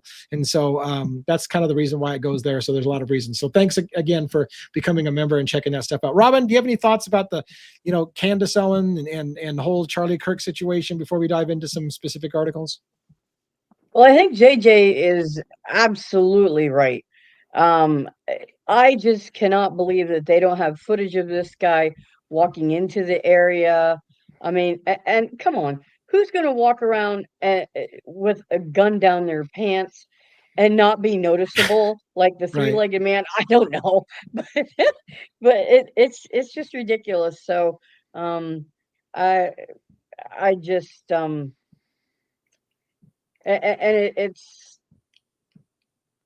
I just hope that Candace at some point can bring some kind of receipts, and if she does, can do it in a way that she is not in danger. If she has them. So I am very interested to see exactly what all and I want to say, Joe's question is the same question we were just at. Fundamentally, Joe's question in this case was the same question we were asking Idaho 4. What makes more sense to you? What makes more sense to you? This radicalized young kid who stuffed a gun down his pants and went and shot Charlie Kirk and all that stuff, or the Charlie Kirk was talking about Epstein. He was looking into the financial records of TPUSA and who was donating money, ruffling feathers, pissing off high-level people with money. Literally, governments don't like what he has to say. Is it more likely that that's what killed him, or some random kid? Is it more likely in the Idaho story that it was a big, huge drug cartel thing and a hit on the house covered up by a university who doesn't want to admit to get a drug problem, or a random incel who can't get laid and had to kill 4 out of 6 people in the house? What makes more sense to you? Like, fundamentally, it's a good question. It's a question you should ask in all these cases. What makes more sense? The story they're telling you is the case, or something that makes a lot more sense than that? So let's just look into a couple of things real quick. Candace Owens claims Charlie Kirk was setting up a Doge department to conduct the audit of Turning Point USA a week before his death. She alleged to have internal memo from TPUSA, which claims Charlie Kirk wanted to set up a Doge for the company before he was shot. In the latest episode of the podcast, Candace Owens shed light on new revelation about Charlie Kirk. She claimed a week before he passed away, the political activist announced he was setting up the Doge department, which I said 5 times. Supposedly she has receipts for these things. And this is part of the problem. This is part of the problem we have with some of the Candace Owens material, is a lot of times she says things and she says, I'm going to show you the receipts, and then we never see the receipts or they don't get verified. So then it becomes the question, does she really know these things and she really has it? Why are a lot of the things that she say don't come with receipts? When they do come with receipts, are they verifiable? Like one of the ones that bothered me the most in the Candace thing, and I said I was going to pick on her a little bit, was I've been threatened, my life's been threatened by the French government, and the White House is going to announce it and verify it for you to give credibility. And that's never happened. Like the White House has not come out and said anybody's trying to assassinate her from France. So why did she say that? And then, then she never came forward with the receipts showing she's being targeted by France. It was like, well, you're going to see, the White House is going to come out and confirm that they're trying to kill me. But that hasn't happened. And there's a lot of things like that kind of make me go, well, but like Joe said, if she's the leading voice that everybody's listening to, whether she's controlled or not controlled, we should probably hear what she has to say, because she's the leading voice and everyone is looking for her for the talking points for the day. So how do you ignore her? Candace Owens alleged that USA leaders betrayed Charlie Kirk before the deadly shooting and vows to show the evidence that they were betraying him. It was real vague, so we don't know what that's going to be. Another one of those things like, will she show receipts that they were trying to betray him? That article basically has no proof of it. But I wanted to show you, now this is going to be this one's going to be the one that makes me a little bit nervous. It's going to be Erica Kirk saying that she wants to be bigger than Taylor Swift, and whether that looks bad or not, right? Optically. So I will make sure Erica aimed to outshine Taylor Swift and Travis Kelce's stadium spectacle in a tribute to Charlie Kirk. She talks about how the whole stadium was all into watching on screen about Taylor Swift and Kelce, whatever, and she's like, we need to be bigger than that, and I don't know, is that just supporting the mission of making sure that people understand the big issues, or does it feel a little showboaty that you're like literally like the way it reads is I want to be bigger than Taylor Swift? Like, I don't know. It just kind of bugged. I just wanted to, we're not going to read the whole article, but did you guys see that article? Do you have any thoughts whatsoever about whether that optically looks bad, or is it legit? Like maybe it is a more important issue than Taylor Swift and Kelsey's engagement or whatever. All the world's a stage, man. Yeah. It's all theater. I mean, this is right up my alley, and I never go into that too deep into that stuff on here, but this kind of stuff I'll be talking a lot about.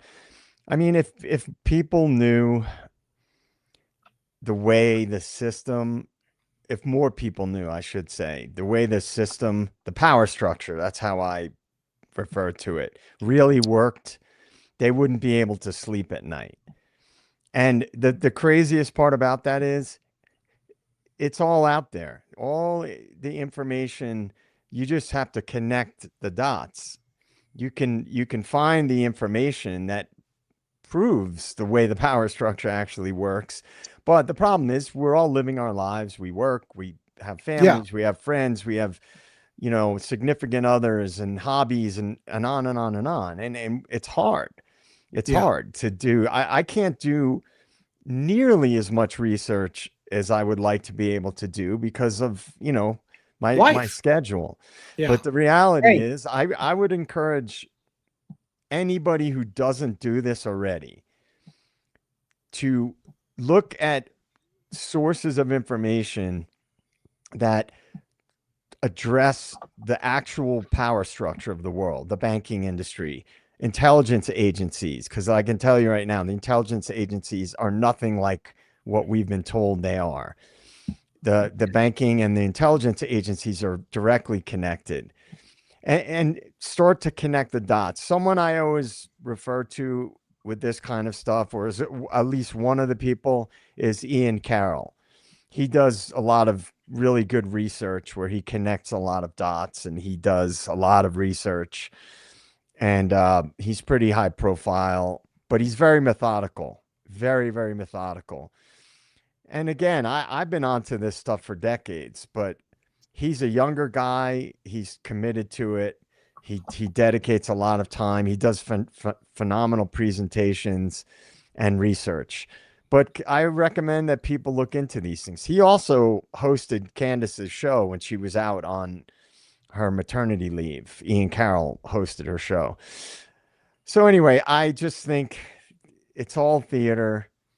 Keep the peasants fighting amongst each other, keep them distracted, demoralized, confused. That's the game. So the last thought I want to cover on Charlie Kirk is a philosophical comment. And I'm not sure if everybody's going to understand it, but I'll do my best. I'm going to read a Washington Post article talking about our country has lost the inability to discuss difficult topics without rising to the level of violence and having to kill each other over it or hate each other over it to the point of violence, because we've lost the ability to have differences of opinions and just ask difficult questions without being considered to be dangerous. So it's going to be a little, follow the logic here. This is an article from Washington Post. I think it was just posted today. Yeah, it was posted today. Charlie Kirk's killing shows the difference between words and violence. Nearly half of America's undergraduate students mostly or completely believe that words can be violence. So what they're saying is there are people who are growing a growing sentiment that your words are an act of violence. Therefore, it needs to be met with an act of violence. If you speak words that are violent, then you should be killed with violence because words are violence. And so that's kind of where they're going with this, is that we've gotten to the point where now you're being told that words are violence. So therefore, we can't talk about anything that might be considered dangerous because that leads to violence, if you follow my logic. The idea that controversial opinions equal danger has been percolating for years on college campuses. Not only did this misguided view teach students to shun difficult conversations, but it also created an environment ripe for politicization, calls for cancellation, and rank hypocrisy. So what they're saying is our society, our young kids, our college students are being taught not to have difficult conversations, not to debate and openly disagree with each other, as some might argue Charlie Kirk was doing when he was going on college campuses and inviting people to debate and say, prove me wrong, show me how your view goes, let's have a civil conversation. But that's considered by some violence, and therefore it's responded by, I'm just going to shoot you in the neck because your words are violent, and therefore you get violence in return for your violent words, instead of learning how to talk and have conversation with people. So they taught that the idea of saying controversial things is violent. The problem with seeing disagreeable ideas as violent is that it can be used to justify responding with violence. Kirk himself warned that when people stop talking, that's when you get violence. He urged his supporters to not see the other side as evil lest they lose their humanity. The challenge for university administrators will be to humanize unpopular opinions on campus, even amid heightened fears of violent reactions. Institutions can start by normalizing the kind of difficult conversations their students see as too dangerous. So again, they're saying college students are starting to think that there's some topics that are just too dangerous to talk about. It leads to violence, so you can't talk about it, and they're trying to shut their mouths. And that itself is bad, because as Charlie Kirk would say, when you stop talking, that's when it leads to violence. So which one is it? Like, what do you guys think? I mean, do you think we're getting into a point in this society where people think that your words equal violence, and therefore if you get the shit kicked out of you or you get killed, there's consequences for your actions? You opened your mouth, you deserve to die. Is that where we're going in this country, that you can't have a difference of opinion without being responded to violently? That's a weak-minded Yeah. way of thinking. Yeah. And don't make me have to call these kids a bunch of pussies, but I'm sorry, they're a bunch of pussies. If you can't handle different opinions, that's your problem. If a strong mind is capable of hearing a myriad of different opinions and ideas, and you could disagree with them, you can agree with them. But we have become a society. This is where the censorship industrial complex comes in. And by the way, the Washington Post is a CIA paper, in case you didn't know that. Literally, Jeff Bezos owns it. Jeff Bezos has the largest intelligence data storage contract in the world. So they're just trying to push.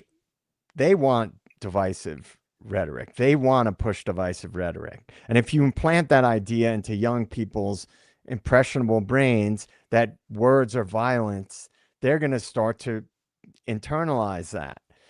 And when I was growing, I'm Gen X. I think Lee, you're probably Gen X. Robin, Yep. you're probably Gen X. Yep. 1-1. Yep. I don't know. You might be Gen X too, but these things weren't. They used to let KKK members speak at rallies, and they would let uh, heads of like Yeah. dictatorial countries, like dictators, speak at colleges.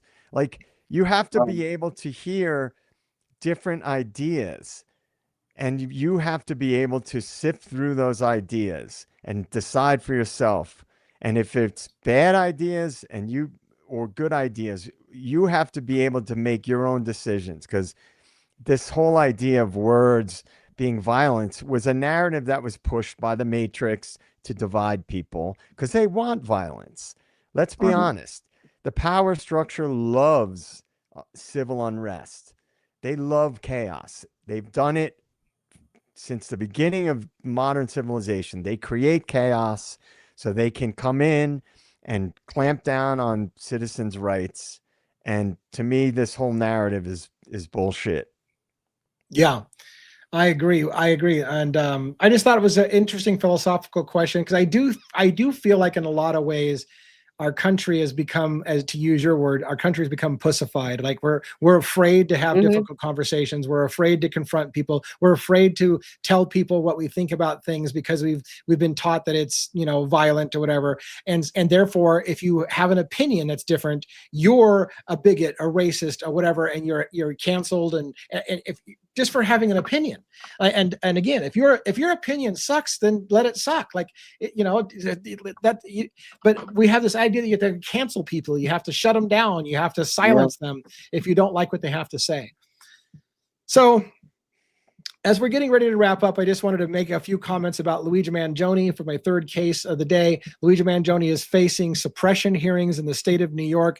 This is to go over whether or not the arrest in Altoona, Pennsylvania was legal or not, whether or not they illegally detained him, did not read his Miranda rights, but they questioned him in relation to the shooting in New York without telling him he had the right to remain silent, illegally searched and seized his items. And we've had 2 days of testimony. We were on a break today. I believe the third day of testimony starts tomorrow. It could go through the entire rest of the week.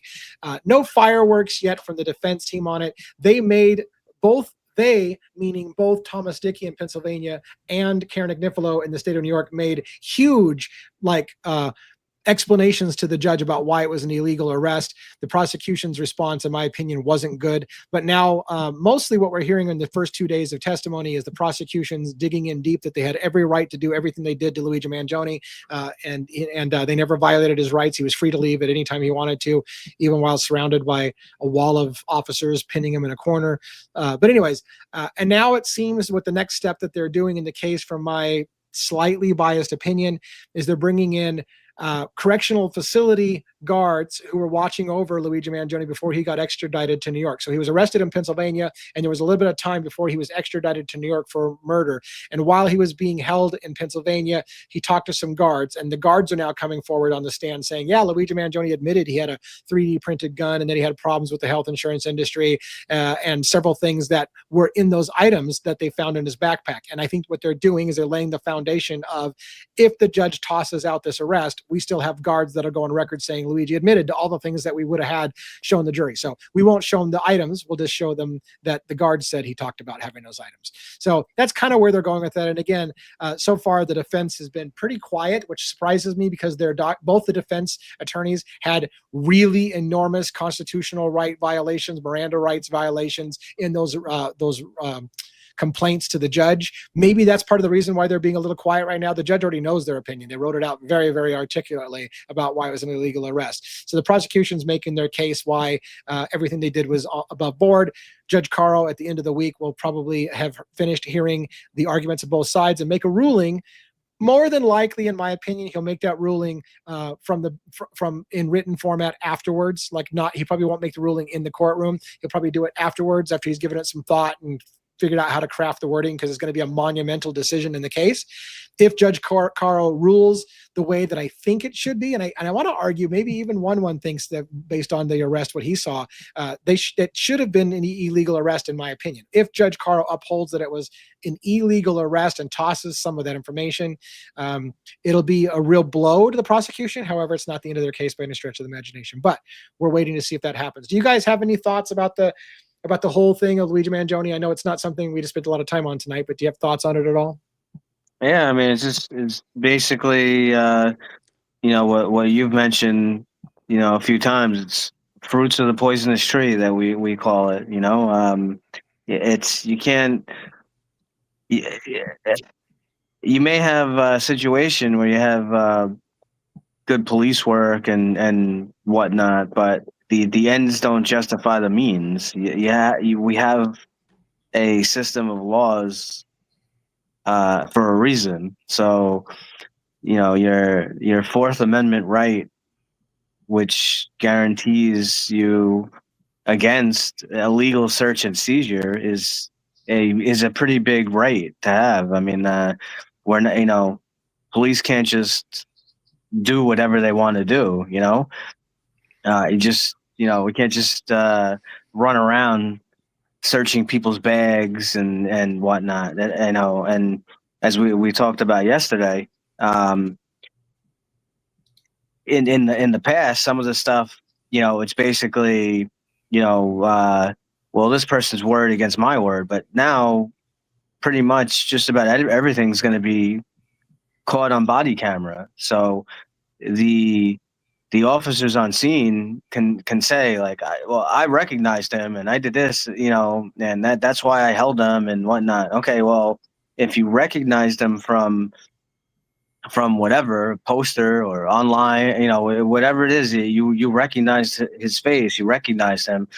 Well, okay, well then at that moment, he should have been placed under arrest, put in handcuffs, and all of his belongings, every single thing he has in his pocket, everything that's in the bag, should have been what we call vouchered, should have been put, and you itemize it, and it should have been what we call an inventory search, and because we have to account for all property that you have, and then while doing the inventory search, I in order to do an inventory search, if I place you under legal arrest, I have to open your bag. So when I open your bag and I find, a brick of cocaine, I find a gun, I find this, I find that. Well, yes, now I can use all that and I can charge you with that because that's not an illegal search. You were under arrest, but. Yeah, and I feel like, they backed. I feel like, I'm just trying to understand that they backed themselves in the corner by admitting on the stand. I immediately believed he was the shooter in New York, and yet you continue to tell him he wasn't under. They literally tell him at one point, "You're not under investigation." Like literally saying, on the one hand, I knew he was the shooter from New York, and continuing to question him when you know he's the shooter in New York, according to your own words, while lying to him, telling him he's not under investigation. And then tell you somehow that it's still all legal. Because they're trying to backpedal. They're trying to say, oh, he, I knew it was him. He was under arrest. Well, what does the body camera show? Did you see the question? Did you see the question that Jeremy Pearson asked you 1-1 as an officer? Have you ever had to go to trial and be in a courtroom and testify? Yes. And how many times? How many times? Just only a handful of times, and it gets pretty brutal. I get pretty brutal. I could tell you. I just real not to go through the whole story, but just real quick. I had an incident. Whatever. I had a job that involved basically it was a robbery, and we had it was actually a group of female. Some kind of like gang teenagers robbed this other girl, and we chased down one of the girls, and the girl actually jumped on top of my back. Like she I think she was probably like 15 years old, and I literally could have I knew I knew I could subdue her pretty easily. I could have easily thrown her through the glass door that was next to me, but when I went to trial, yeah, I mean, it's amazing. You got to hear like the attorneys. They really try to come at Like you from every. you They're like, brutalized her, right? yeah, they Yeah. try to brutalize. Well, you got to hear. So they weren't, and this was before the body cameras, by the way. And they weren't disputing the fact that, okay, yeah, she jumped on your back and this and that. What the defense attorney was coming at me with, she was like, well, when she jumped on your back, how many stairs were there? How many steps were there on the when she ran up and she jumped on you? And I'm like, I don't know. It was 5 or 6, and she was basically trying to discredit the fact that because I didn't remember how many steps there were in front of the building when this girl jumped on my back, and the judge basically was like, all right, like this is like nonsense, like that has nothing to do with anything, but they'll try Yeah. anything. They'll try anything. Yeah. Yeah, I mean, and to be fair, that's what we have courts of law for. Both sides present the best case they can for why you did something wrong and why it was, and the other side just says why they did it right, and then it's up for a jury usually, sometimes a judge only if you don't have a jury trial, to determine which side of them made the better argument about the case. But thanks for sharing that personal story. Yeah. You guys, I think that's probably good for tonight. Did you have anything that any of you were chomping at the bit to talk about, something that you saw a creator talk about today that you really wanted to get off your chest, or are you just kind of ready to wrap it up for the evening and call it good? This is totally off topic, but I know we have talked about the CrimeCon, right? It's Yeah. in May, correct? Yeah, in Las Vegas. And I know Bertie had spoken about it at one point too. We should have our own little crime con. We should get a bunch of the true crime creators together. Yeah. And we should find a little, because they're not going to let any people that question official narratives be at the actual crime con. That's just not the way. Clearly, we were there. We saw how it works, but we should try to get a thread going where we get the word out. Lee, reach out to people behind the scenes, and we try to, rally our own little thing and get, I don't know whether we can do it at rent out a restaurant or a place, whatever, something that it's reasonable that we could pull off with enough people and have our own thing. We have our own little one of the days, our own little crime con type of a situation. Yeah. So here's the thing. Cool. I love that you brought that up, because we talked about this at one point before, which was that you're right. CrimeCon traditionally, which is a really, really big event, really well attended, is mostly pro law enforcement, pro this is how we got the bad guy. There's very, very little presumption of innocence. The bad people are always bad, and here's how we got them. And there was one good case that Joe and I heard in Aurora, Colorado at CrimeCon this last year that was a wrongful conviction case. But most of the time you don't hear that. It's mostly here's how we got the bad guy. Here's how we got Brian Koberger. Here's how Autumn Labs got him. We had him in 5 days, all that bullshit. But the point being is that you're right. We talked about this, which is that they don't give room for the dissenting view for YouTubers like us to take the stage and say, how about let's have a respectful discussion about what if it didn't happen that way? Did you ever give this guy the presumption of innocence until proven guilty? And let's talk about that a little bit. And I think you're right. While it would be hard for us to mobilize on a large scale, I will tell you this. My wife, Rhonda, and I are going to CrimeCon 2026 in Las Vegas. I think it's in May, like you said. We already have tickets. We already have hotel rooms at the Caesars Palace, I think, which is where it's actually being held at this year. I would love to either rent or borrow a conference room for half a dozen people or a dozen people, because I don't think it would be a large thing. If you came to CrimeCon and you're more of a true crime junkie that believes in the presumption of innocence and legal things, I would love to meet you all in Las Vegas. So if you guys communicate with us, I will for sure coordinate that. I'll find a room somewhere. We'll rent a room. We'll get together, even if it's just a small room for an intimate dozen people. I would love that. I think it's a great idea, Joe. I think, and again, CrimeCon itself isn't going to give us that space, but why not meet after one night at a place for the group of us who are like, hey, what about what about the other side of the story? Let's talk about what you, in fact, it'd be a great time for those who are going to CrimeCon to say, what about that bullshit you heard on the stage at CrimeCon? They didn't even talk about this, or this. It would be a great thing. I think it's a great idea, Joe. I think we should do it. Yeah, you know, you could potentially find a space nearby that's where you could rent it out, you know, like either like a small hall or a restaurant for a part of the night for a period of time or something along those lines. I'm sure the den can help out with throwing some ideas together. Yeah. And get some other content creators, you know, people that we all watch and people that we're familiar with that we may have open lines of communication with. Yeah, and the hardest part is getting everybody to agree, because I'd send out invites right now. I'd ask Pavarotti, Atlanta, Truth and Transparency, Phoenix, you know, Phoenix Talks, Birdie.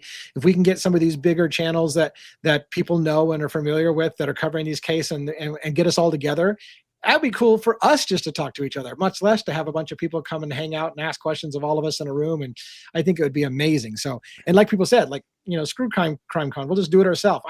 Ultimately, it would be kind of cool if we could mobilize a yearly event that coincides with CrimeCon for those people who don't want to buy the official narrative of everybody's guilty in America and here's how we got them. So anyways, I think that's great for tonight, guys. Thank you so much for coming again and taking time out. Hopefully SD's Crime Maze gets better off of his sickness. Hope you're out there. Maybe he's listening right now, so hope you get better, man. For the rest of you, thank you for choosing us this evening. I know there was other places you could have been, so I appreciate you spending time with us. By the way, I am turning these articles, I'm going to start turning these shows into a Substack article and putting them out the night after we do them. So right after tonight, we're going to translate this into some article format so that you can read it if you missed these kind of shows. Of course, you're here now, so you're like, well, I don't need to read it as well. But point being is that if you ever think you might miss one and you want to get the show notes, that's how we're going to start doing this on Substack, kind of a show notes of what we talked about for the night. Thank you, everyone, for coming in. Thank you for our new members. Thank you for those who gifted other people stuff. Thank you, Joe, 11, Robin, for being part of the show as always. And I think that's it for us. Let's have a great night. I'll see you guys Friday. Good night, everybody. Good night, guys. Good night, everyone.